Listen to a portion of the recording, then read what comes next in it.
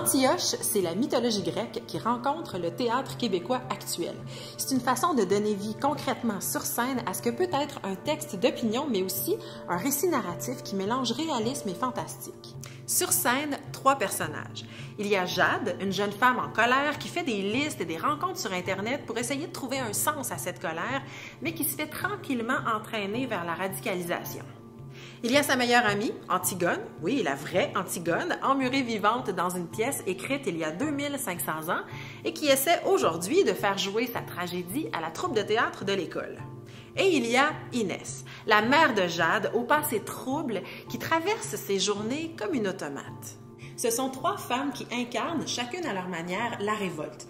Un jour, de façon un peu étrange, toutes les 3 se retrouvent à Antioche, en Turquie, là où tout pourrait encore changer.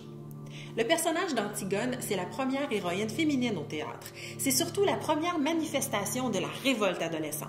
C'est un personnage qui, au nom de ses idéaux, prend position contre un système politique au risque de sa propre vie.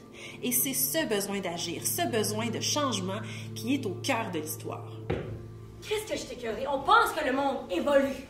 Mais c'est aussi pire que 2500 ans. Hein? C'est mieux de marcher les fesses serrées puis d'être conformé aux règles de la cité, sinon, bam, on t'emmure. C'est pas juste. Non, c'est pas juste. C'est tout le temps moi qui mange la merde, même si j'ai raison. Je veux enterrer mon frère, on me punit. Je chante une toune qui parle de la mort, on me punit.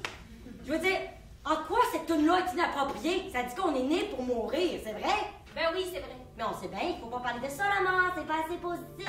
La compagnie Bluff est spécialisée en théâtre adolescent, c'est-à-dire qu'elle travaille en collaboration avec les ados pour créer des pièces qui leur parlent directement, des histoires qui les intéressent et les interpellent sur des réalités qu'ils connaissent. Ici, même si la pièce mêle les styles littéraires et les références antiques et actuelles, on suit très bien l'histoire et on se laisse prendre par les personnages. C'est aussi salvateur pour les adolescents qui ressentent souvent le besoin de s'affirmer, parfois même contre l'ordre établi.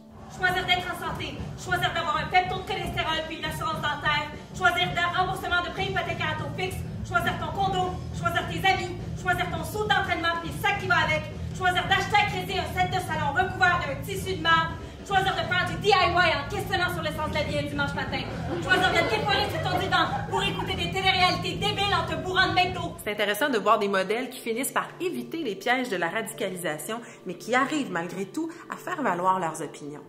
Le tout dans une pièce qui ne tombe jamais dans le ton moralisateur. On rit, on est ému, on est intrigué.